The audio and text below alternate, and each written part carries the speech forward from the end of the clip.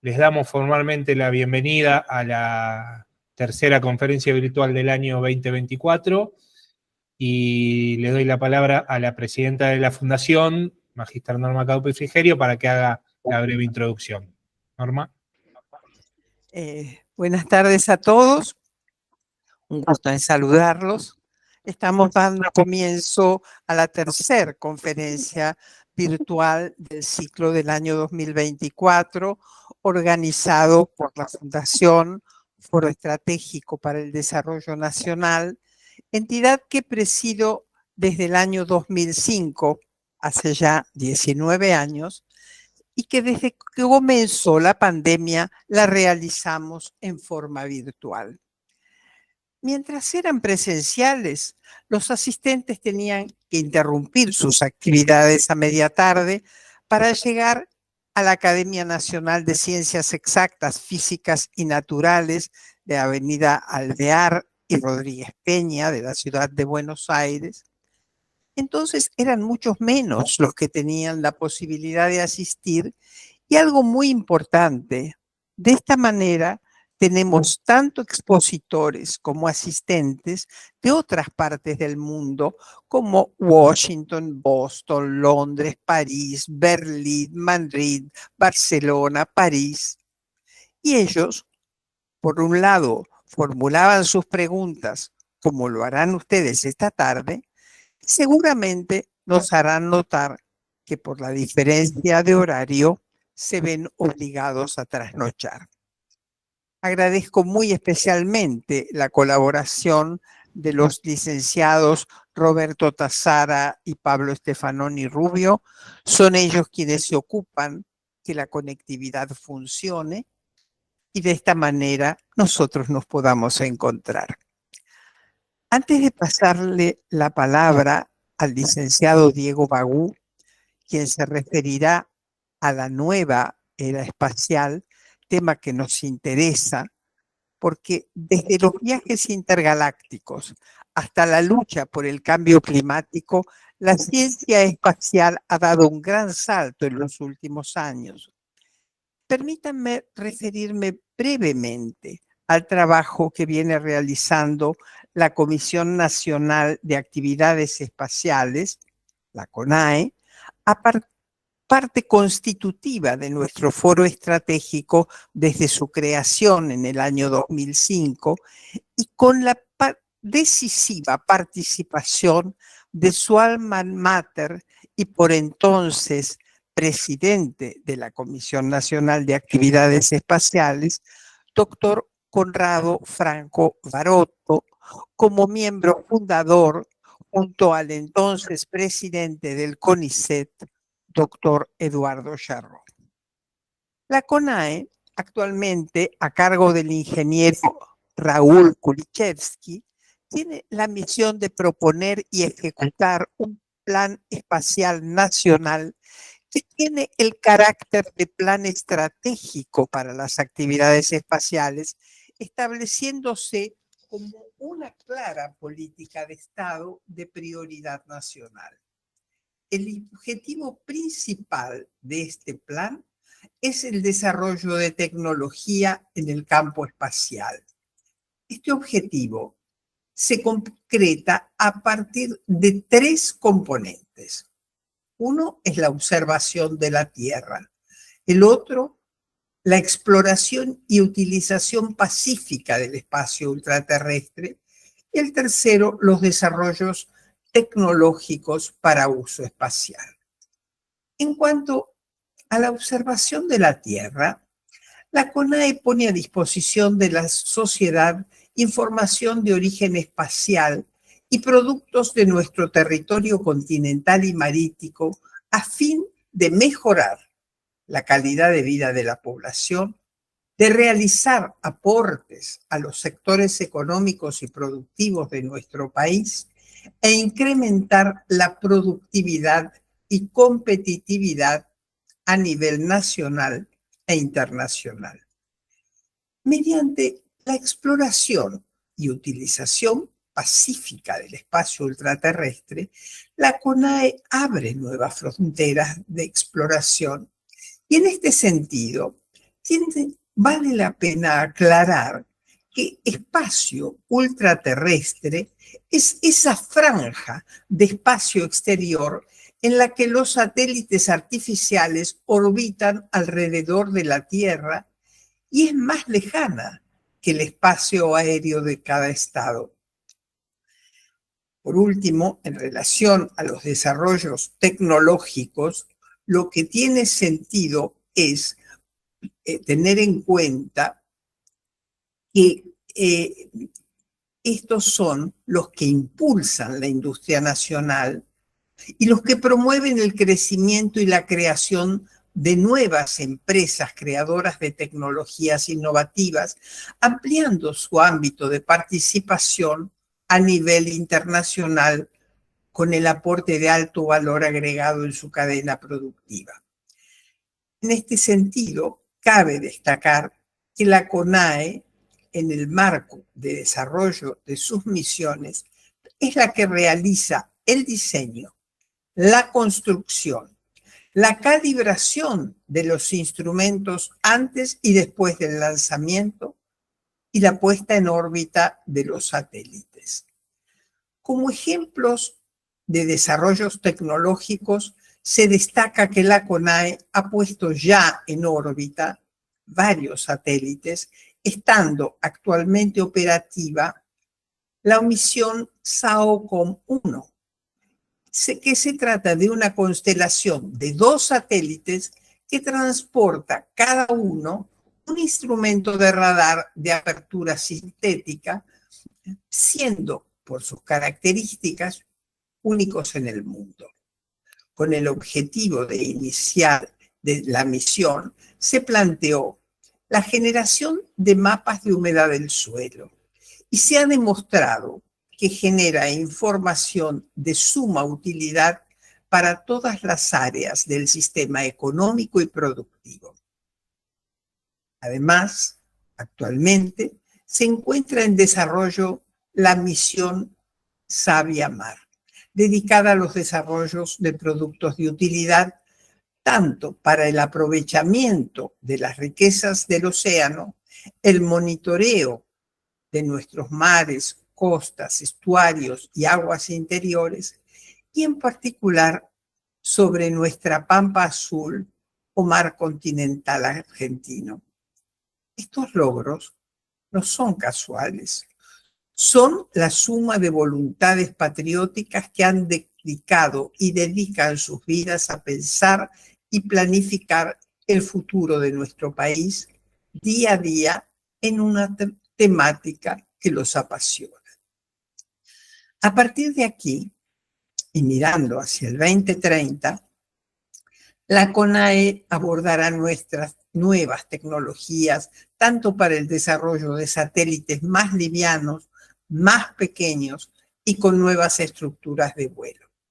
Y ahora sí, Roberto nos va a informar en una apretada síntesis los antecedentes profesionales del licenciado Diego Bagú. Roberto, adelante, por favor. Bueno, brevemente, así lo escuchamos a él, les cuento que el licenciado Diego Bagú es astrónomo, es divulgador, docente e investigador, es director de Aire Libre Secundario y fue director del Planetario de la Universidad Nacional de La Plata y secretario de extensión en la facultad en dicha universidad. Ahora sí, escuchamos, Diego. Bueno, muchas gracias, Roberto. En nombre tuyo y desde ya en nombre de la doctora Norma Cadopi, les agradezco esta tan linda invitación a la Fundación del Foro Estratégico para el Desarrollo Nacional, hablar de esto que tanto nos gusta, el espacio, esta pasión que muchos sentimos particularmente desde muy pequeño.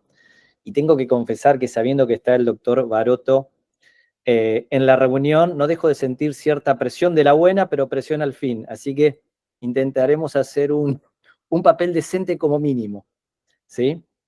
La Luna, Marte y esta nueva era espacial, esto que tanto nos apasiona y que siempre lo hemos visto como una cuestión de a futuro, a mediano o largo plazo, y en verdad tenemos que decir que ya es presente por cuestiones que justamente ahora vamos a comenzar a desarrollar en estas primeras diapositivas. Decime a Roberto si se alcanza a ver ya esta segunda Perfecto. diapositiva. Perfecto. Sí, sí. Bien, ¿cómo entender esta nueva era espacial? ¿Por qué en estos momentos nos encontramos con este futuro que se hizo presente y que aparentemente desde el último gran viaje del ser humano por el espacio, allá por diciembre del 72, hace 51 años, el último viaje a la Luna, con Apolo 17, pasaron 51 años, ¿y por qué ahora estamos hablando como que ya es casi un hecho real la vuelta a la Luna?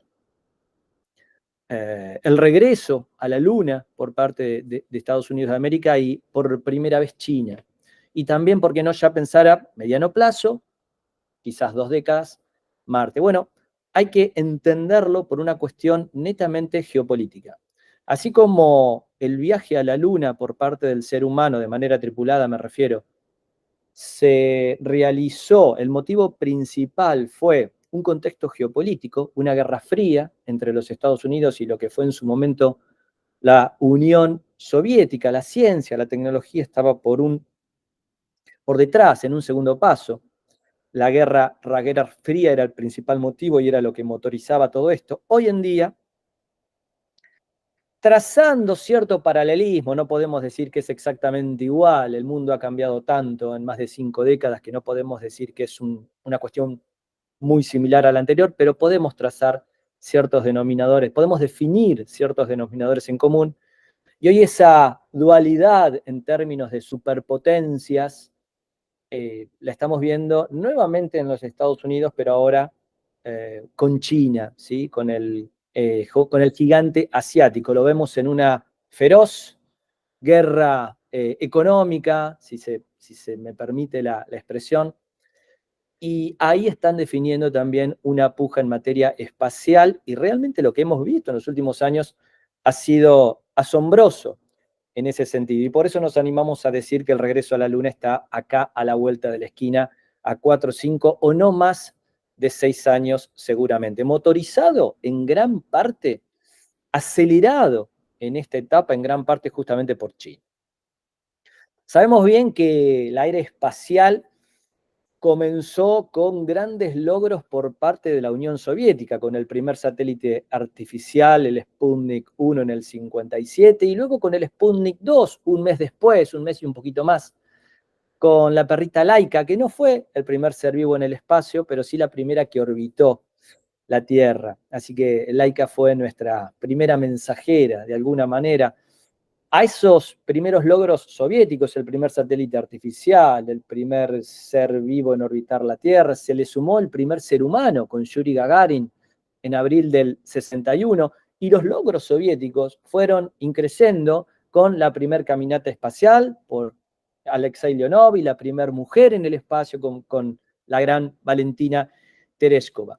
La cuestión es que fueron todos logros como pueden apreciarse, y ustedes bien saben, por parte de la Unión de las Repúblicas Socialistas Soviéticas, y obviamente Estados Unidos tuvo que tomar el guante, por decirlo de alguna manera, y es así que cuando Yuri Gagarin estaba volando al espacio, ya unos años antes, particularmente en 1958, 3 años antes, Estados Unidos decide, con la administración del presidente Eisenhower, crear la NASA, ¿sí? Un organismo civil para nuclear todos los esfuerzos del país norteamericano en pos de competir en términos espaciales con los soviéticos.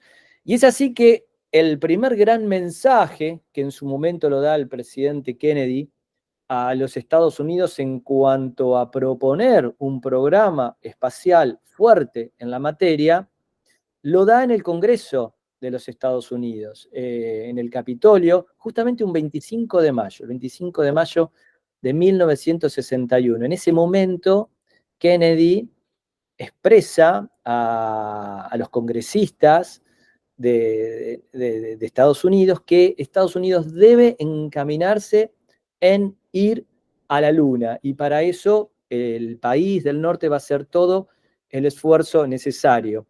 es un discurso que quizás conocemos solamente aquellos que las imágenes, el audio, aquellos que nos apasionan estos temas, pero quizás el que más se conoce a nivel masivo es este que en septiembre de 1962 el presidente Kennedy da en la Universidad de Rice. Y es ahí donde se genera esa famosa frase de elegimos ir a la luna, no porque sea fácil, sino por lo difícil que es semejante proyecto. O sea que Kennedy de alguna manera representa todo el esfuerzo como nación para poder depositar a sus mensajeros, a sus astronautas en nuestro satélite natural, en pos de esa batalla con la Unión Soviética. ¿Cómo se entiende que en ese contexto y en menos de 66 años, porque en 1903 tuvimos el primer vuelo de un avión, si vale estos términos, operativos con los hermanos Wright, y en el 69 tenemos a Armstrong y Aldrin caminando en la superficie selenita? ¿Cómo es que se entiende que en 66 años haya ese gap, esa diferencia tan amplia, tan abismal entre una tecnología y otra? Y eso solamente se comprende dentro del contexto, ¿sí?, de la Guerra Fría y del enorme esfuerzo, particularmente económico, que imprime Estados Unidos a lo largo de una década. Ahí tienen un gráfico como para que tengan una idea de lo que implicó el programa espacial Apolo. En aquellos años, particularmente, eran aproximadamente unos 25.000 millones de dólares, lo cual hoy implicaría, en términos actuales, teniendo en cuenta inflación, cientos de miles de millones. Por lo tanto, uno de los factores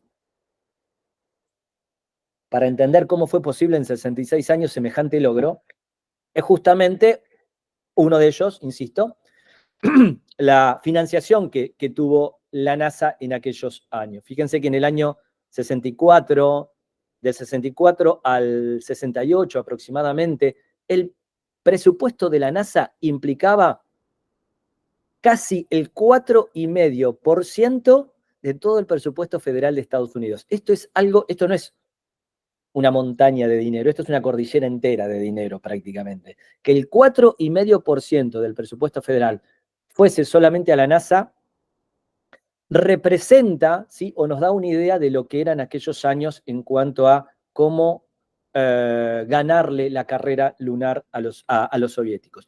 Creo que el otro gran punto de inflexión en por qué Estados Unidos logra colocar a sus astronautas en la Luna y no así los soviéticos, es entender el gran éxito que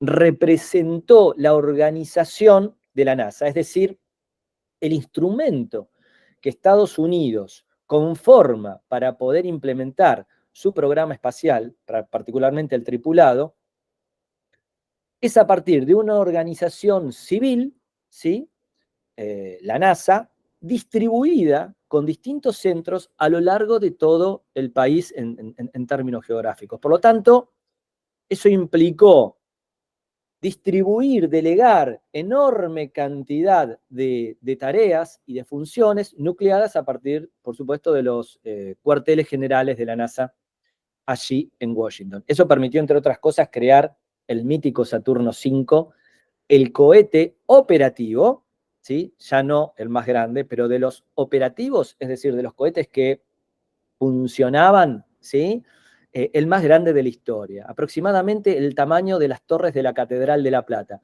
la misma altura. El Saturno V tenía en su configuración normal 110 metros y medio, y las torres de la Catedral de nuestra ciudad tienen 111 metros, 50 centímetros más. Cuando uno ve las torres de la Catedral, yo siempre digo a los más chicos en el colegio, está viendo de alguna manera lo que era el Saturno V, incluso hasta por la forma misma. Mientras tanto, del otro lado del Atlántico, en la Unión Soviética, los soviéticos conformaron su programa espacial a partir de un extraordinario ingeniero, Sergei Korolev, quien motorizó todo el programa espacial soviético. Ahí lo tenemos junto a uno de sus hijos predilectos, ¿sí? Predilectos, no hijo de sangre, por supuesto, hijo del corazón. Yuri Gagarin, el primer ser humano en el espacio. Y la Unión Soviética también estaba, obviamente, en esta carrera lunar, desarrollando su cohete. Ahí tenemos a la izquierda el famoso cohete N-1, el que desarrollaron los soviéticos, que lamentablemente nunca funcionó. A la derecha tenemos a escala ambos cohetes. Yo siempre digo, por supuesto que no puedo saberlo, es simplemente un juego de palabras. Siempre digo que cuando uno ve la altura del N1 y del Saturno 5, más allá de lo que indica la ingeniería, creo que es una de las representaciones más cabales de lo efectivo que eran los espías en aquellos años, porque parecen calcados en cuanto a altura, al menos, ambas naves espaciales. Bueno, la cuestión es que el N1 intentaron despegar 4 veces y las 4 veces fallaron. Uno de esos fallos fue trágico porque fallecieron incluso muchos ingenieros. Y también hay que mencionar que en aquellos años, en el 66, si no recuerdo mal, acá lo tenía así, en 1966, el ingeniero Korolev fallece, y la verdad es que el programa espacial soviético lunar queda como huérfano, por decirlo de alguna manera, en cuanto a su cabeza, en cuanto al liderazgo de una persona, y a partir de allí, si bien se siguieron realizando numerosos esfuerzos en la materia, los soviéticos no pudieron hacer funcionar de manera efectiva este cohete. Por lo tanto, a eso sumado con el éxito de los norteamericanos, el programa lunar soviético quedó finalizado para siempre, al menos hasta el momento. Comentábamos que el último gran viaje del ser humano por el espacio fue en diciembre del 72. Desde allí, cuando uno lo comenta entre amigos, entre personas conocidas, parece raro que desde aquellos años, 51 años en total, los vuelos al espacio de los seres humanos se circunscribieron a la órbita terrestre, no más que eso. El último gran viaje fue diciembre del 72, con Apolo 17. Una misión que tuvo muchísimas particularidades, entre ellas, por ejemplo, la más extensa en la superficie lunar. 3 días estuvieron Eugene Cernan, un extraordinario astronauta, y se me fue el nombre del astronauta que estuvo con Cernan, pero bueno, les pido disculpas, se me fue el nombre, que era un geólogo, fue el único científico de los 12 astronautas que caminaron en la Luna. Ya me voy, Jack Smith, el único científico que estuvo en la Luna. Así que eso fue un avance extraordinario, pero eso fue el último gran viaje. Y a partir de ahí, podríamos decir que la historia de la actividad espacial del ser humano cambió por completo. Y esto fundamenta lo que comentábamos hace unos minutos respecto de que la carrera lunar estuvo motorizada por cuestiones geopolíticas, porque una vez que esa cuestión estaba saldada, las cartas estaban echadas sobre la mesa, mostradas boca arriba, y Estados Unidos, después de 6 viajes, deja sus viajes lunares. Ya la competencia no existía como tal, al menos en estos términos. Estados Unidos, desde la concepción, digamos, administrativo-política, no se podía dar, entre comillas, el lujo de seguir financiando estos viajes. Estaban también ya muy inmersos en lo que era, lamentablemente, la guerra de Vietnam. Los soviéticos habían cancelado su programa lunar, por lo tanto Estados Unidos canceló su programa Apolo. Y todo lo que estaban en los tableros de dibujo en cuanto a colonias lunares, y por qué no pensar ya en posibles viajes a Marte, teniendo en cuenta, inicios de los 70, los viajes en Marte ya en la década del 90, quedaron solamente allí en los tableros de dibujo. ¿Qué es lo que hace Estados Unidos en ese sentido? Viendo que la carrera lunar finalizaba, antes de ese último gran viaje de Apolo 17 a la Luna, Estados Unidos estaba pensando en continuar su programa espacial tripulado a partir de la órbita baja terrestre, ¿sí? No más allá de los 300 o 400 kilómetros de altura, en términos orbitales, y entonces propone generar todo un ambiente espacial, científico, tecnológico, de trabajo en la órbita baja terrestre. Y para ello comienza el desarrollo del famoso sistema de transporte espacial o el taxi espacial, como se lo denominaba aquí en Latinoamérica. Un programa espacial que se comenzó a pensar y diseñar a inicios de los 70 y el primer vuelo fue en el 81, en 1981, abril. Una década aproximadamente. Y con el transbordador espacial, y esto es una discusión, debate que tenemos con muchos amigos y llegamos generalmente a pensamientos comunes, que es que era una nave increíble en muchos aspectos, ¿sí? Era un tren de carga, el transbordador espacial era un tren de carga. Tengan en cuenta que en la bodega llevaron, por ejemplo, no solamente a todos los componentes de la Estación Espacial Internacional, o a la mayoría, sino además al increíble telescopio espacial Hubble. Era un colectivo, más que taxi, era un colectivo que viajaba al espacio y podía llevar mucha carga. Pero es verdad también, debemos mencionar que no fue todo lo exitoso, o pongámoslo en estos términos, no representó todo lo que los mismos estadounidenses, lo que la misma NASA pensaba del transbordador espacial. Ellos pensaban que el transbordador espacial tendría muchísimas más misiones de las que realmente tuvo. Y también vale decir, y ustedes bien lo saben, que a lo largo de 130 vuelos, en 30 años, ¿sí? Es poco para que sea un sistema exitoso. Tuvieron 2 accidentes que fueron fatales. Entonces, realmente tiene blancos, grises y negros la historia del transbordador espacial. Por supuesto, sí que brindó muchísimo para lo que fue la historia espacial del ser humano. Y acá ocurre algo realmente extraordinario, literalmente extraordinario.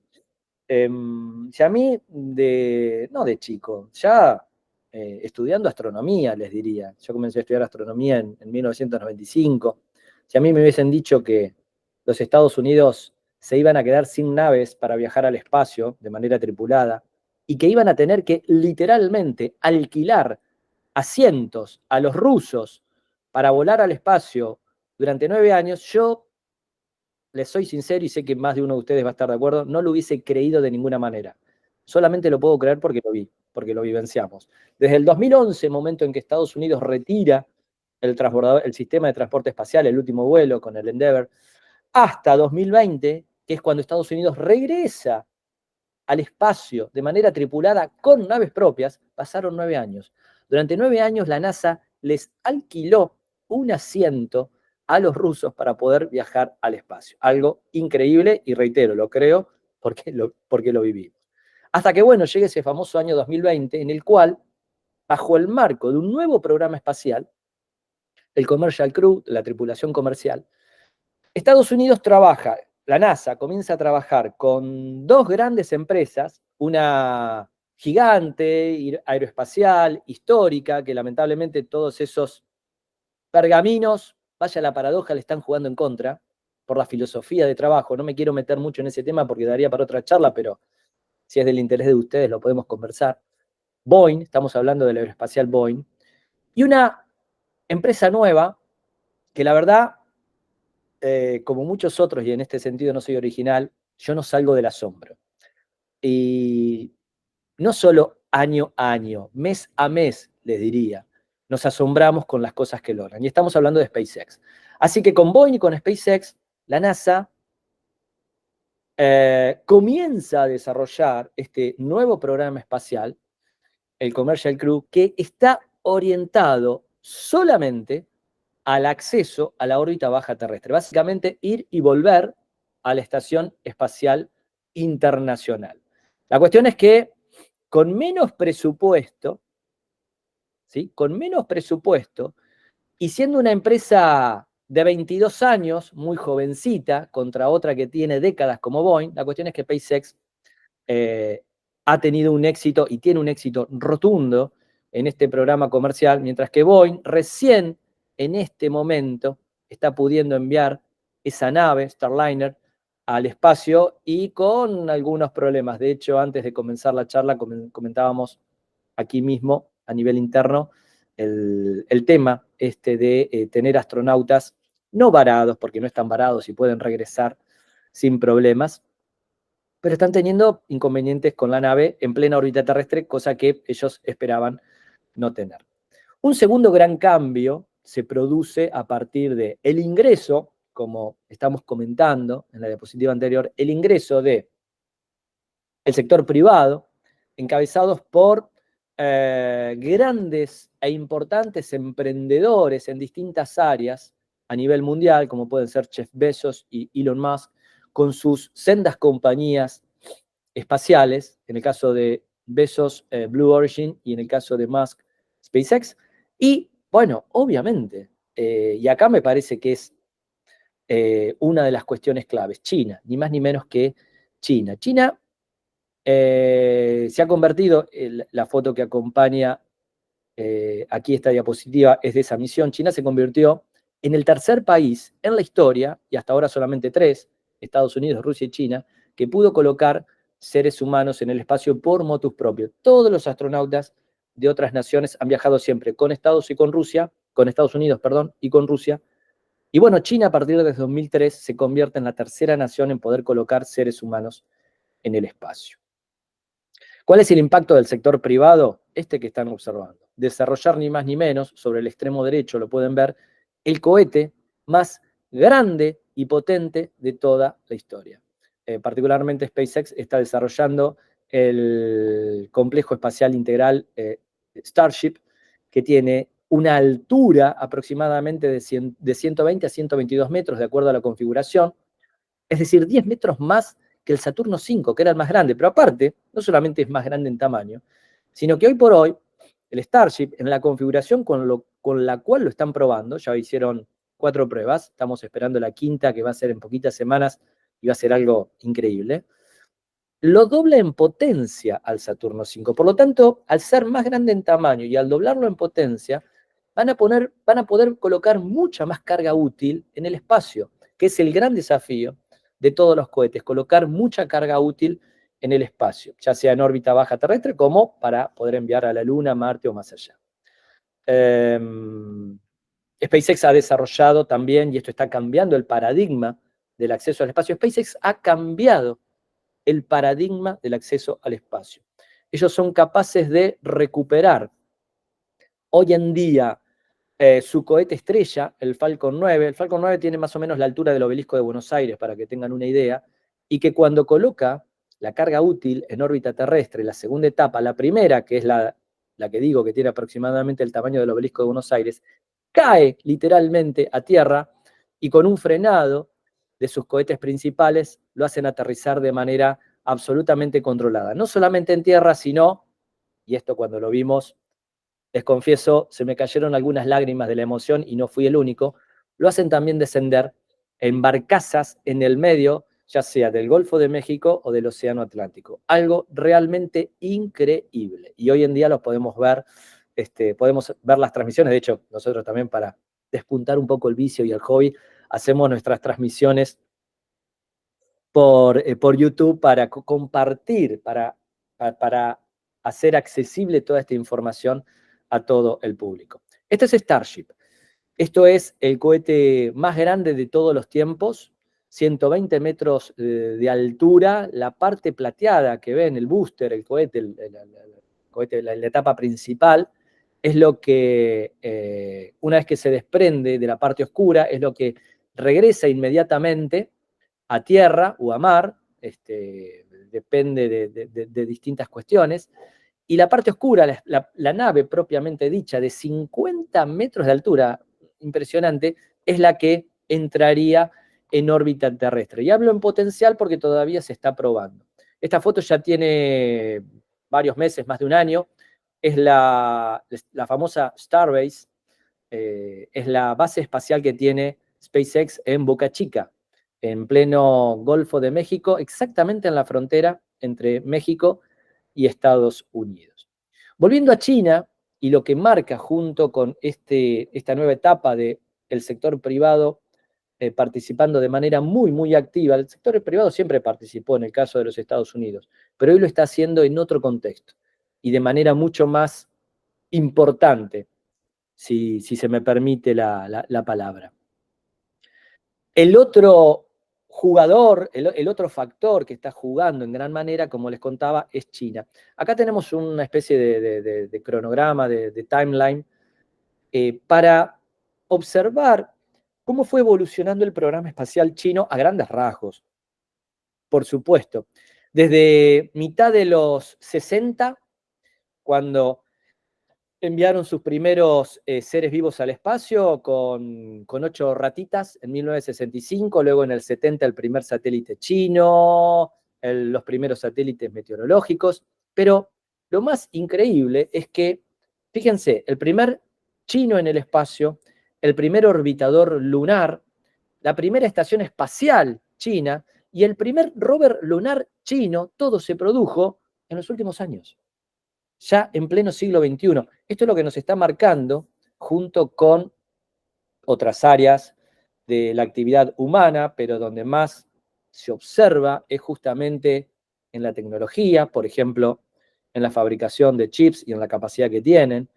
Es el comportamiento exponencial que están teniendo, tanto la actividad como particularmente los resultados, ¿sí?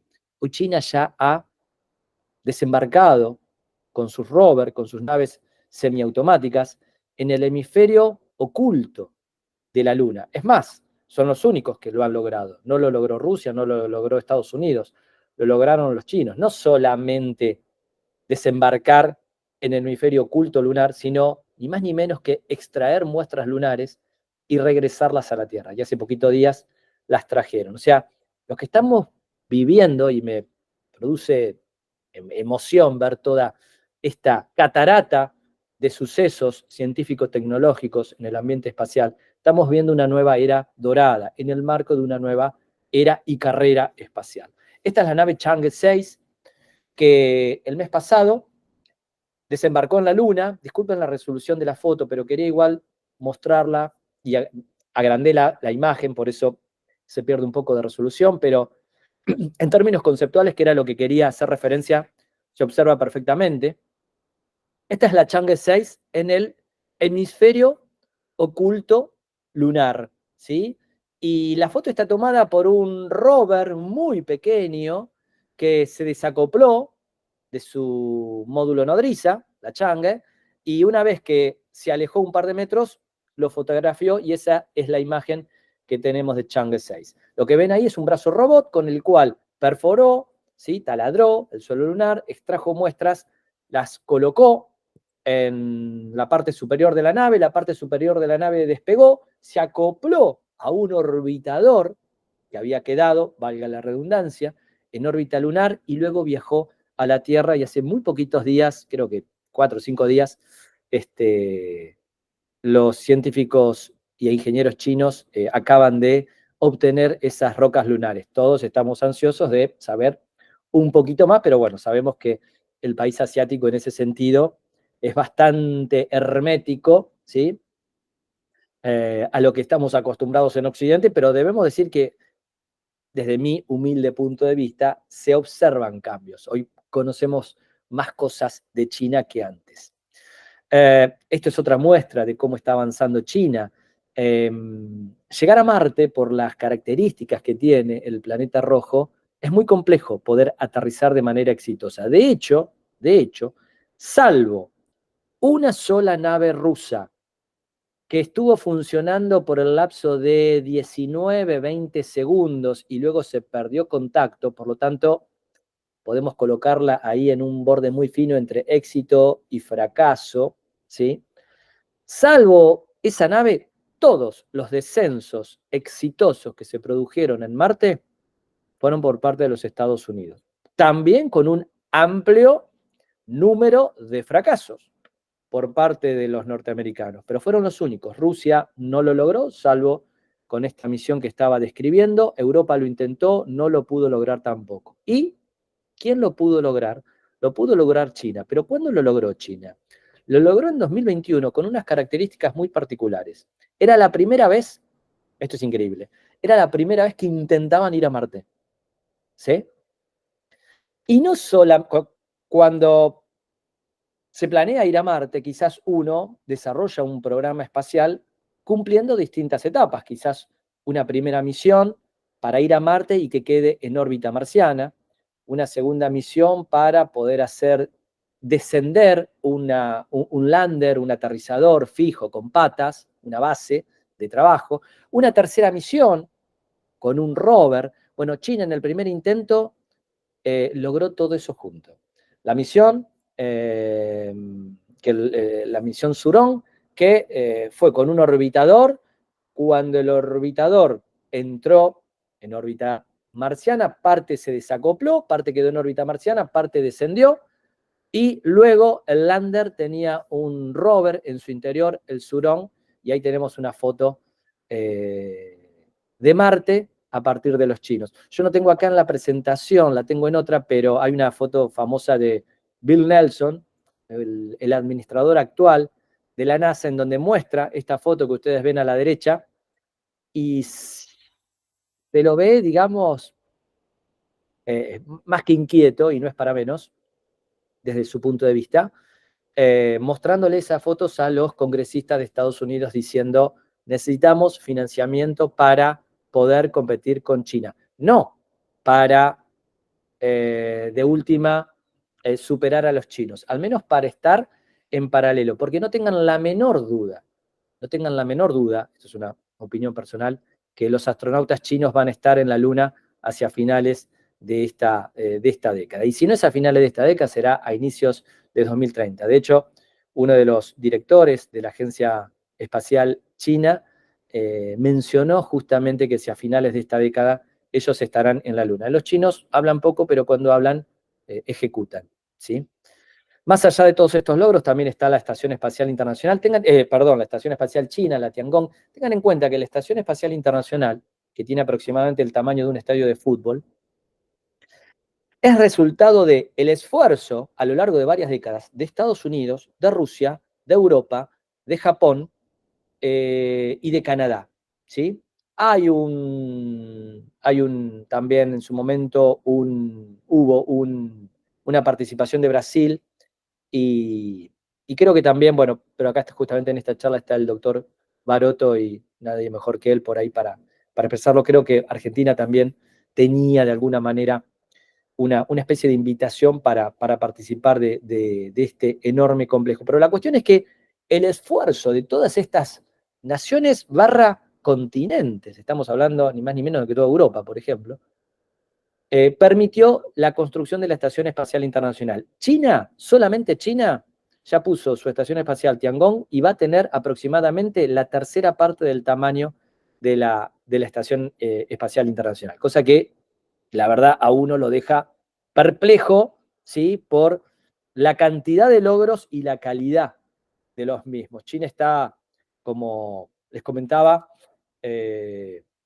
encarando su programa lunar tripulado. Esta es una foto del Museo Nacional de Beijing, como pueden ver, en donde están los prototipos, maquetas por supuesto, de los cohetes que están desarrollando, y bien al estilo chino, si ustedes prestan atención a lo que es el módulo lunar de descenso y el módulo de servicio que quedaría en órbita lunar, más de uno pensará, pero esto es muy parecido al programa espacial Apolo. Y sí, los chinos son para ser elegantes, los chinos son de copiar lo que funciona, ¿sí? Pongámoslo en esos términos.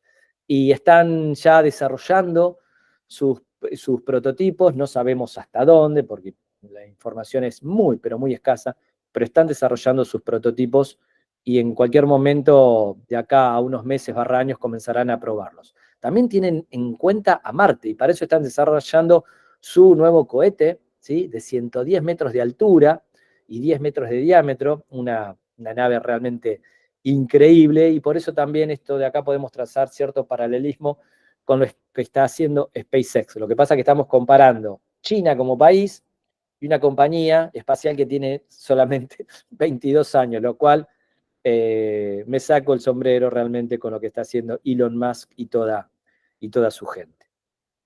Para ir cerrando un poquito ya la charla, espero no haberme, no haberme pasado mucho de tiempo, creo que no. Roberto, vos cualquier cosa. Estamos impecables. Bueno, muchas gracias. El programa Artemis, que es ni más ni menos que la estructura generada por la Agencia Espacial de Estados Unidos para regresar a la Luna de manera tripulada. El programa Artemis, que ha nacido con varias idas y vueltas. Hay que comentar algo para poder entender también por qué estamos donde estamos en cuanto al contexto internacional y por qué uno ve cierta demora, ¿sí?, en el programa espacial estadounidense, al menos siempre en términos tripulados, ¿no? Uno ha observado a lo largo de varias décadas que a medida que las distintas administraciones nacionales iban cambiando en Estados Unidos, los presidentes le iban cambiando los programas espaciales a sus antecesores, ¿sí? Clinton le cambió el programa espacial a Bush padre y Bush hijo a Clinton, y luego Obama a Bush hijo, y luego vino Trump, y hoy tenemos a Joe Biden como presidente. Y ha ido, obviamente, y teniendo en cuenta las distancias, salvando las diferencias, si hay algo que sabemos los argentinos es los efectos que se producen cuando no podemos contar con políticas, ya sea científicos, tecnológicas, económicas, etcétera, educativas, yo que trabajo en educación. Sabemos lo que ocurre cuando no podemos mantener políticas a largo plazo.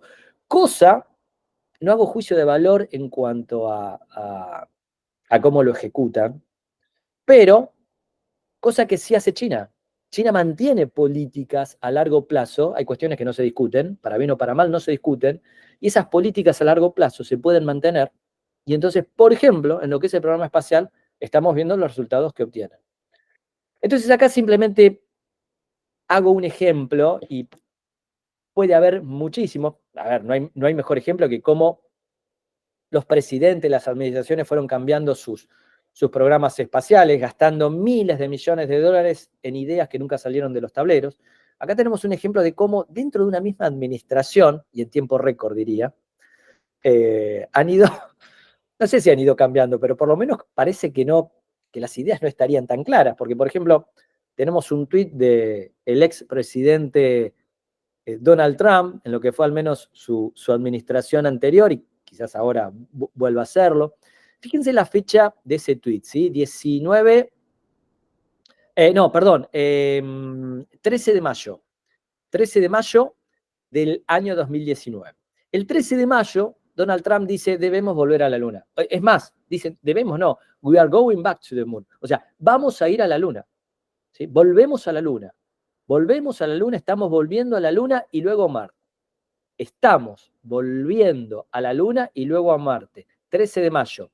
El 7 de junio, o sea, menos de un mes, dice, en realidad la NASA no debería estar hablando de volver, de ir a la Luna, ¿sí? Debemos enfocarnos en que la Luna puede ser parte de lo que es Marte.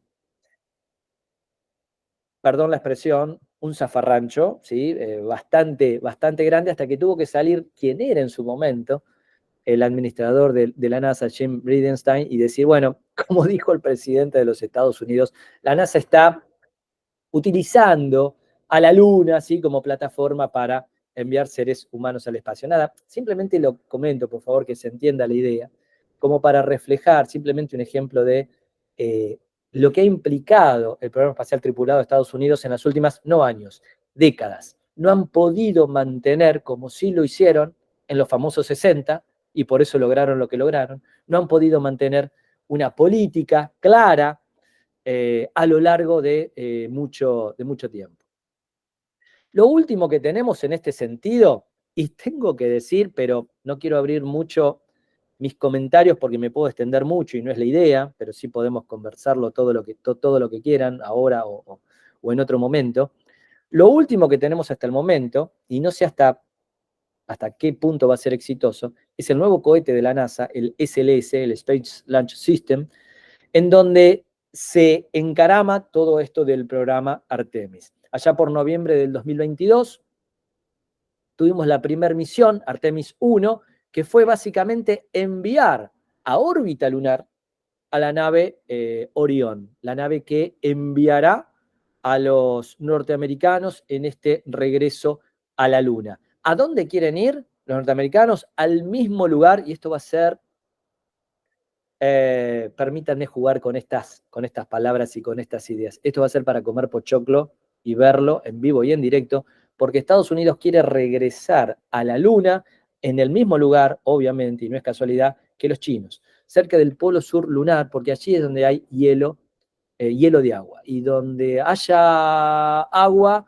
vamos a poder hacer colonias sustentables en el tiempo. Y tanto China como Estados Unidos quieren ir a la Luna para hacer colonias sustentables y estabilizarse definitivamente. Así que esto va a ser realmente extraordinario de ver y va a ser en 5 o 6 años, no más que eso. Ahí tenemos una hermosa foto, ¿sí?, de la nave Orión. Se observa ahí en la parte posterior, hacia la derecha, el módulo de servicio. Se observa la Luna en primer plano y allá a la derecha nosotros, la Tierra. Una foto hermosa que realmente cuando la NASA la dio a conocer, muchos recordamos, yo no lo viví, pero bueno, lo he vivido de alguna manera a partir de videos y de fotos y de relatos de aquellas fotos extraordinarias obtenidas con el programa Apolo. Todo este esfuerzo para, de alguna manera, cumplir un deseo humano de lo más profundo, digamos, de nuestra especie, de nuestro ser. Es una cuestión antropológica. El ser humano, parafraseando a quien fue para uno una guía, un faro, y para millones y millones de personas, Carl Sagan, el ser humano es explorador por naturaleza, ¿sí? ¿Por qué ir a la Luna? Cuando me preguntan por qué ir a la Luna con todos los problemas que hay en la Tierra, bueno, podríamos dar una gran cantidad de respuestas pragmáticas, ¿sí? Si quieren, en cuestión de, porque invertir en eso genera más dinero, si se lo quiere ver desde el punto de vista, insisto, más pragmático y más básico, digamos. Pero hay una cuestión que para mí es más profunda y que es lo que motoriza todo este esfuerzo en ciencia, y es que justamente somos sapiens, somos humanos. Lo que nos diferencia de las otras especies es que nos hacemos preguntas y que siempre queremos explorar. No nos quedamos contentos con saber que hasta aquel árbol el camino es este. No, queremos saber qué hay atrás del árbol. Y cuando llegamos al árbol, o más atrás del árbol, nos preguntamos qué hay allá atrás de esa montaña o de ese mar, y así hemos conquistado toda la faz de la Tierra, y luego fuimos a la Luna y ahora vamos a volver, y luego vamos a querer ir a Marte, y mis nietos seguramente vivirán en un mundo en el cual se desarrollen misiones espaciales tripuladas para las lunas de Júpiter o de Saturno, muy probablemente. Todo esto bajo ese paraguas, esa frase maravillosa de Konstantin Tsiolkovsky, el padre de la astronáutica soviética, que dijo: la Tierra en realidad es la cuna de la humanidad, pero la humanidad no puede permanecer en la cuna para siempre. Una frase hermosa para enmarcar, que de alguna manera describe cabalmente por qué queremos volver a la Luna, por qué queremos ir a Marte, por qué en definitiva somos exploradores. Bueno, si les interesan más de estos temas, bueno, yo sé que acá hay especialistas, por lo tanto, yo no sabía que iba a haber tantos especialistas. Lo mío es simplemente pasión por esto y descripción de situaciones reales, pero acá hay gente que realmente ha trabajado en esto y mucho, así que quizás esta última diapositiva no es para ustedes. Muchas gracias. Muchas gracias, Diego. Espectacular la presentación. Primero voy a leerte una pregunta que hicieron por YouTube y después abrimos los micrófonos. Dante Alcibar dice: usted hizo mención a la educación e hizo hincapié sobre la educación. ¿Cuál es el estado actual de la planificación del sistema educativo, de los contenidos de la educación en Argentina relacionados con estos temas, desde la primaria o incluso desde el jardín de infantes? Bueno, desde el punto de vista normativo, ¿sí? Desde el punto de vista normativo, las reglamentaciones son bastante diversas. Tenemos una normativa en Cava, tenemos una normativa en Provincia de Buenos Aires, y cada provincia de alguna manera tiene su normativa. Ahora, uno lo que observa, y yo lo celebro, lo que pasa que en ese sentido hay que acelerar mucho más y hacer un esfuerzo mucho más grande. No te diría a nivel colegio, porque los colegios lo hacen justamente, sino a nivel dirigencial, ¿sí? A nivel político, tomar otras decisiones políticas en ese sentido. Yo creo que los colegios se van dentro de lo que es la normativa y la currícula oficial, se van acoplando a las nuevas tecnologías y a los nuevos desafíos de la actualidad. Yo creo que no hay colegio, sea privado, sea estatal, pongámosle en los términos que deseamos, no hay colegio que no tenga en cuenta, ¿sí?, hacia dónde va el mundo y qué es lo que se necesita. Sí es cierto, justamente hoy a la mañana, mirá, qué paradoja, tuve una reunión con inspectores porque nos llamaron a todos los directivos de los colegios de la provincia porque está cambiando el régimen académico de Provincia de Buenos Aires. Dentro de la normativa y del encorsetamiento, digamos, que tenemos que cumplir, hay muchos grises y toda una zona en la cual uno se mueve intentando que esto cobre cada vez más vuelo. Ayer, por ejemplo, yo estoy en un colegio secundario, primario del mismo colegio, de la misma institución, me invitó y estuve conversando con chicos de 6 y 7 años sobre el universo y el sistema solar, y quedé con la carretilla desencajada por las cuestiones que me planteaban, no solamente por las preguntas, por los planteos que hacían. Bueno, eso es a lo que a uno le da un poco de aire y sigue apostando por la educación y sigue creyendo que este país da para mucho todavía. Muy bien. El doctor Baroto escribe, no sé si puede habilitar el micrófono, pero bueno, dice brillante. Felicito y agradezco a Diego por su manera tan didáctica de presentar un tema nada simple. Gracias, Diego. Qué honor para mí, y no me quiero extender tanto, pero hay tanto para hablar de Argentina. Miren, el doctor Conrado Baroto en primera línea desde ya, ¿no? Pero simplemente comento esto.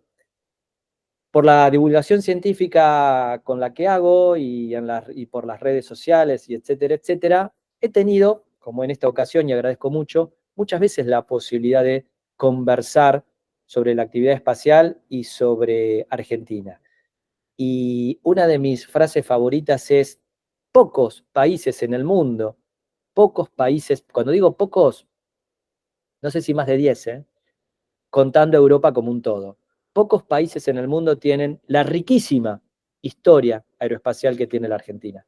Argentina fue el cuarto país en la historia en experimentar con seres vivos en lanzamientos espaciales.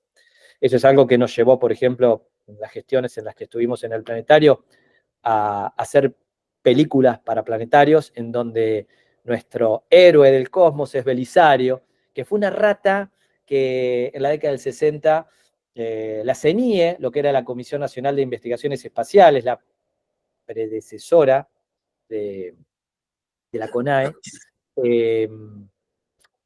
experimentó con cohetes. Así que, bueno, al doctor Baroto y a tantos otros científicos y tecnólogos argentinos, todo nuestro agradecimiento por todo lo que hicieron y hacen en nuestro país y que dejaron una base de sustentación que tenemos que tratar de, más allá de las administraciones políticas que haya, mantener, generar recursos humanos e intentar siempre desarrollar ciencia y tecnología argentina.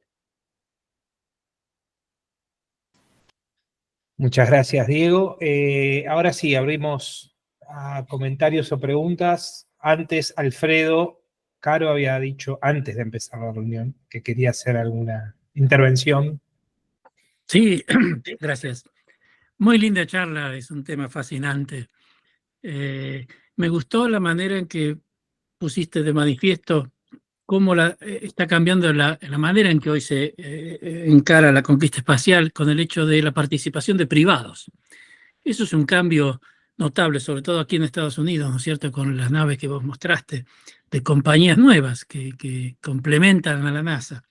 Y creo que ese cambio se da en todas las áreas de la ciencia en la actualidad. Resulta más barato, en vez de tener investigadores y ingenieros en los organismos públicos gigantes como NASA o los laboratorios nacionales, resulta más barato poner dinero en otras fuentes, porque por lo menos en la etapa inicial del desarrollo de las ideas, esa imagen que sale de Estados Unidos, que es que en el garaje de tu casa se inventan las cosas. Y eso es extraordinario. Y NASA tiene un montón de programas que pone pequeñas sumas de dinero en una diversidad de temas para gente que haga compañías unipersonales o pequeñísimas, pero ponga una idea en la NASA. De eso te decía que yo estaba por eso interesado en este tema. Yo estoy en una compañía que tiene 0 capital y 2 o 3 personas que trata de obtener dinero a la NASA porque, ¿sabes qué? Para ir a Marte, el viaje dura unos 6 meses. Y en esos 6 meses, todos los seres vivos, en particular los seres humanos, van a recibir una dosis de radiación cósmica que es del orden de 100 veces el límite tolerable, es decir, van a llegar muertos. Por lo tanto, hay que hacer blindajes contra la radiación. En la Tierra nos protege el campo magnético, en el espacio no, y en Marte tampoco, pero allá se puede usar tierra de Marte para blindar la colonia. Pero en el viaje hay que blindar la nave. Y precisamente la nave que vos mostraste, que es SpaceX, de la compañía SpaceX, es Starship. Esa nave es gigantesca. La parte habitable tiene, vos mostraste la foto, tiene 9 metros de diámetro y 11 metros de altura, como varios pisos ahí adentro. Y nosotros, yo estoy en una compañía pequeñísima que propone un blindaje externo de esa enorme nave para ir a Marte sin radiación. Y eso es lo que quiero enfatizar, esto es nada más que el modelo de desarrollo hoy en día acá es poner dinero en todos lados, porque las ideas surgen y es un hervidero y es mucho más fértil fomentar así crecimiento de las ideas en todos los que tengan ganas que hacerlo dentro de las instituciones que contratan a los científicos o técnicos. Es mucho más barato generar ideas así. El mundo está cambiando rapidísimo y el espacio es uno de esos campos. Así que gracias por tu charla, muy linda. Gracias, Alfredo. Como decimos acá en la Pampa Húmeda, diste en el clavo, porque no solamente está ese sector privado que va increyendo en cuanto a cantidad de jugadores, sino que lo que se observa, y esto lo hablaba con el ingeniero Pablo de León, que seguramente más de uno de ustedes lo conocerá. Pablo es un ingeniero argentino que ya hace varias décadas está en Estados Unidos y es especialista en trajes espaciales, ha ganado fondos para de la NASA para desarrollar trajes. Siempre digo que ojalá que el primer ser humano que camine en Marte utilice el traje de un argentino, o al menos partes de él. Está trabajando con trajes espaciales en 3D. Y lo hablamos generalmente con Pablo, y él una vez me daba una visión, y la verdad que yo no me la había puesto a pensar, y realmente es así. No solamente están las compañías nuevas, por decirlo de alguna manera, y las más tradicionales, como puede ser SpaceX y Boeing, sino que aparte, algo que, y bueno, vos, Alfredo, de alguna manera también lo estás comentando con la empresa en la cual formás parte, la filosofía de trabajo es distinta.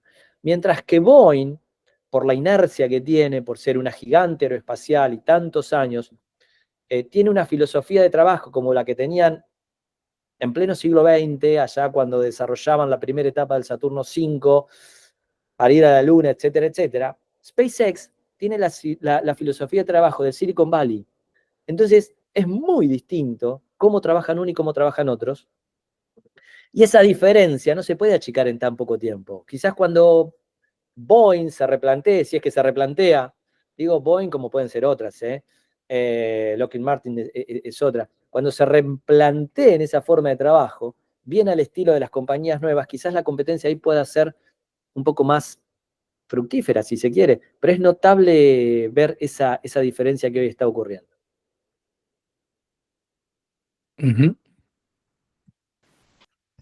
Muy bien, bueno, muchas gracias, Diego. No sé si alguien más quiere hacer alguna pregunta, pero si no, en honor al tiempo, de todos, podemos ir cerrando. Norma, si quiere hacer un cierre. Sí, por favor. En primer lugar, Diego, quiero decirte que nos presentaste un tema apasionante. Toda la información que recibimos, completísima. Y lo interesante es que con miras al futuro, este planteo nos llena de esperanzas. Muchas gracias.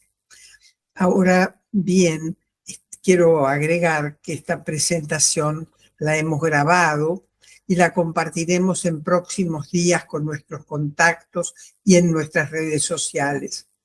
Para aquellos que asisten por primera vez, quiero decirles que el Foro Estratégico para el Desarrollo Nacional, fundado en el 2005, todos los proyectos fueron realizados por más de 100 científicos, técnicos y empresarios que provienen tanto del sector público como del sector privado y muchos de los cuales están hoy aquí presentes.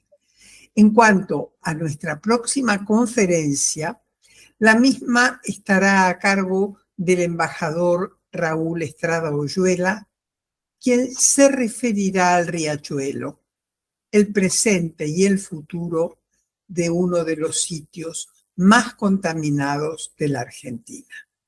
Roberto. Bueno, muchas gracias a todos. Como dijo Norma, la reunión fue grabada. La estaremos compartiendo el lunes y los invitamos a visitar nuestras redes sociales, @Foro Estratégico en Instagram y en Facebook, donde también subimos estos videos. Así que hasta la próxima y muchas gracias a todos. Gracias sobre todo, Diego, por la excelente exposición. ¿Sí? Gracias, Norma, gracias, Roberto, en nombre de ustedes a toda la Fundación, Alfredo, Félix, Juan Carlos, porque los veo ahí, bueno, y al doctor Maroto desde ya. Qué honor haber hablado del espacio estando él presente. Muy generosos. Muchas gracias, un placer.